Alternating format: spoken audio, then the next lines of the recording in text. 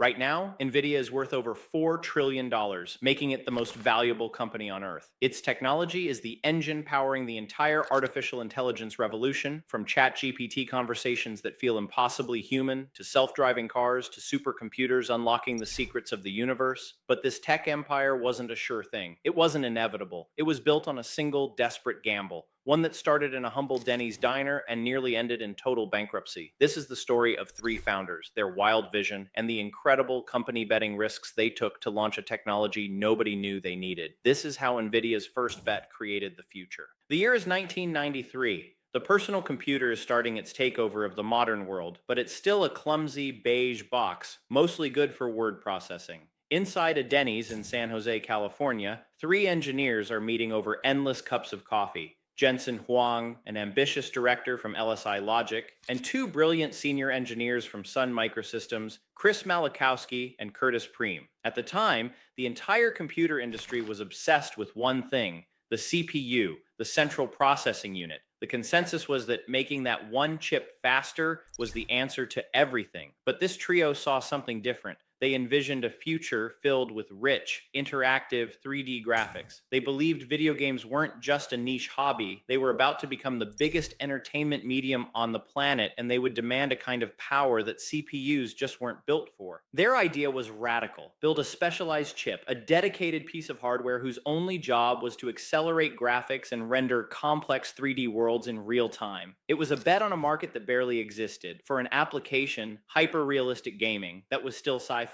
Worse, the market for graphics chips was already a bloodbath, with around 70 other startups fighting for scraps. By any rational measure, it was a terrible business idea. Jensen Huang himself would later admit that if he knew the pain and suffering it would take, he probably never would have started. But the vision was too compelling. After a project they were on at Sun Microsystems got canned, Malachowski and Preem decided to leave and start their own thing. They kept meeting at that same Denny's, trying to convince the charismatic Jensen Huang to quit his job and join them. On his 30th birthday, he finally did. They pulled together what little money they had, and with just $40,000 in the bank, the company was born. At first, they didn't even have a name, filing all their initial documents under NV, as in next version. When it came time to incorporate, they searched for words with those letters and landed on NVIDIA, the Latin word for envy. It was perfect. Their goal was to build tech that would make their competitors green with envy. With a name and a mission, they secured $20 million in venture capital from titans like Sequoia Capital, who saw something special in Jensen's pitch. NVIDIA was officially in business, setting out to solve a problem the world's biggest tech companies hadn't even recognized yet. They were betting everything on the belief that the future wasn't about processing numbers, but about rendering dreams. And that bet would almost destroy them. In 1995, after 2 years of relentless work, NVIDIA launched its first product, the NV1. On paper, it was a marvel. It wasn't just a graphics card, it was an all-in-one multimedia machine with 2D and 3D graphics, audio, and even a port for Sega Saturn controllers. But the NV1 had a fundamental near-fatal flaw. It was built on the wrong technological religion. The rest of the 3D world was slowly agreeing on a standard of using triangles to build 3D objects. NVIDIA, in a contrarian move, bet on something called quadratic surfaces. They figured curves were more natural for rendering objects. For a hot second, this seemed brilliant, as it aligned with the Sega Saturn console, and NVIDIA even landed a partnership with Sega. Then, the world shifted beneath their feet. A little company you might have heard of, Microsoft, announced it was releasing a new set of tools for Windows 95 called DirectX. And DirectX made a choice. It would only support triangle-based rendering. Overnight, NVIDIA's technology was obsolete. Game developers had zero reason to support their unique architecture when the entire industry, pulled by the massive gravity of Microsoft, was moving to triangles. The NV1 was a technological island, and the tide was going out fast. The market's response was brutal. The card was expensive and sales were abysmal. The failure was financially devastating. The company was hemorrhaging money. To survive, Jensen Huang had to make the hardest call of his career. He laid off more than half the company, cutting the team from around 100 people down to just 40. The dream was turning into a nightmare. They had just enough cash left for 1 month's payroll. This harrowing experience forged an unofficial motto deep in the company's DNA, a phrase Jensen would repeat for years. Our company is 30 days from going out of business. It was a stark reminder that survival had to be earned every single day. To make matters worse, their next project, the NV2, was being built for Sega's next console. And it was also based on the now dead quadratic architecture. NVIDIA was at a crossroads. They could fulfill their contract, spending their remaining resources on a technology with no future. Or they could break the contract and bet the entire company on one last desperate pivot. In a move that would define his leadership, Jensen flew to Japan to meet with the CEO of Sega. He bluntly explained the situation. NVIDIA's tech was the wrong path. He convinced Sega it was in their best interest for NVIDIA to abandon the project. And then he did the unthinkable. He asked Sega to pay them in full anyway. Miraculously, they agreed, giving NVIDIA a $5 million lifeline that kept them afloat for another 6 months. That payment gave NVIDIA just enough money to fund one more chip, one last shot. They had to scrap everything and build a new chip from the ground up. This time, there was no room for error. With their backs against the wall, NVIDIA made the sharp turn that would save the company. They fully embraced the industry standard they had once ignored, Microsoft's DirectX and triangle-based graphics. Their do-or-die project, codenamed NV3, would become the RIVA 128.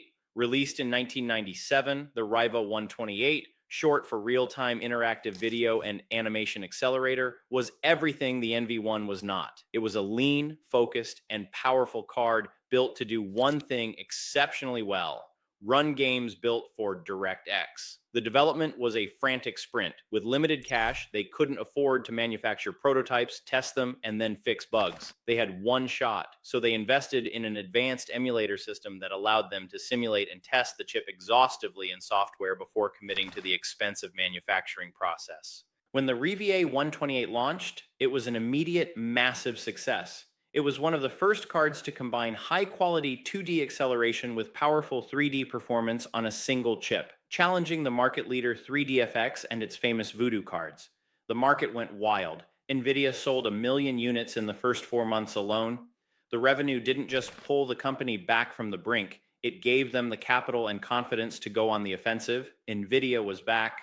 This success let them establish a core part of their strategy, a relentless, breakneck pace of innovation. They adopted a 6-month cadence, promising the market a new, faster chip every 6 months. This rapid cycle kept competitors constantly scrambling and cemented NVIDIA's reputation for being on the absolute bleeding edge. The RIVA 128 was the savior, but its successors, the RIVA TNT and TNT2, established their dominance. By 1999, NVIDIA was a rising star. They went public on January 22, 1999, and shipped their 10 millionth processor that same year.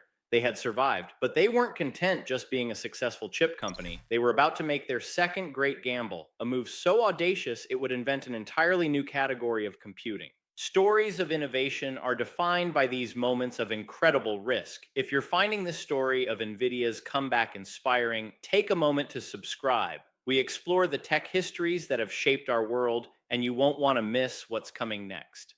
By late 1999, the 3D graphics world was in an arms race. The problem was a bottleneck. The computer's main brain, the CPU, was still doing a ton of heavy lifting for graphics, especially the complex math for transform and lighting, or T&L. This is the process of figuring out how a 3D model moves, rotates, and gets lit by virtual light sources. As games got more complex, CPUs were getting overwhelmed. NVIDIA saw an opportunity to shatter that ceiling. On October 11, 1999, they released a product that changed everything: the GeForce 256. This wasn't just another faster chip, it was a fundamental leap. The GeForce 256 was the first consumer card to integrate the entire transform and lighting engine directly onto the hardware. This offloaded all those intense calculations from the CPU, freeing it up to handle game logic while the specialized hardware did what it did best: render stunningly complex visuals at blistering speeds.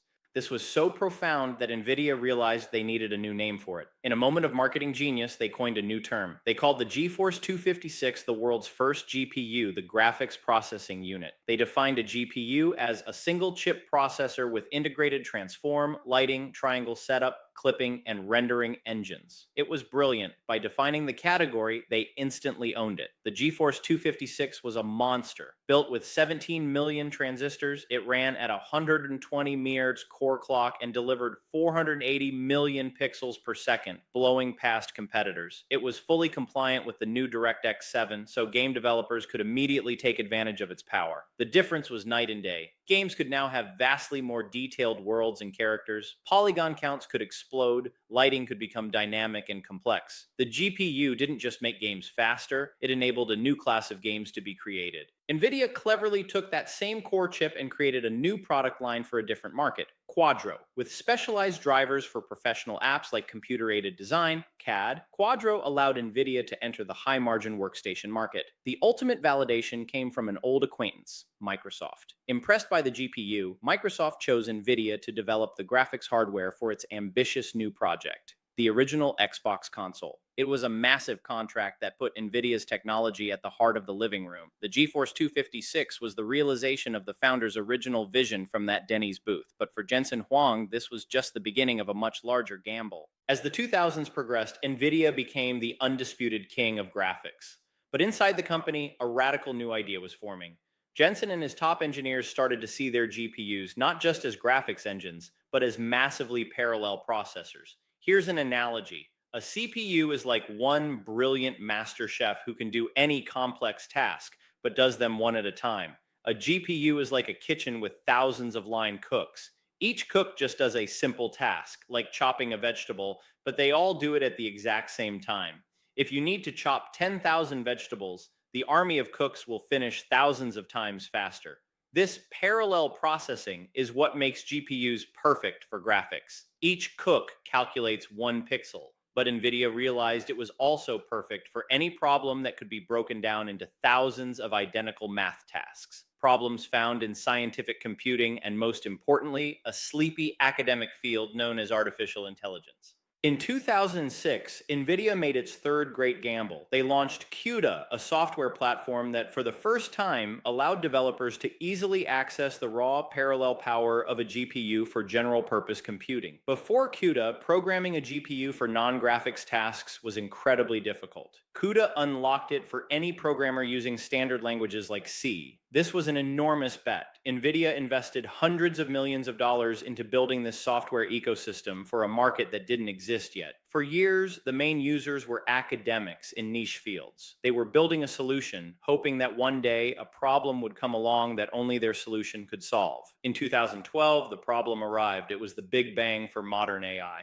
A team at the University of Toronto led by Alex Krzyzewski, Ilya Sutskever, and Geoffrey Hinton entered the prestigious ImageNet competition. The challenge: build software that could identify objects in a huge library of images. The team built a deep neural network called AlexNet. Training such a network required an astronomical amount of computation. But Krzyzewski had been experimenting with a new tool. He trained AlexNet in just 6 days using 2 off-the-shelf NVIDIA GTX 580 gaming GPUs. The results were world-shattering. AlexNet didn't just win, it annihilated the competition, achieving an error rate of 15.3%, a massive leap over the runner-up's 26.2%. It was undeniable proof that deep neural networks trained on GPUs were the future of AI.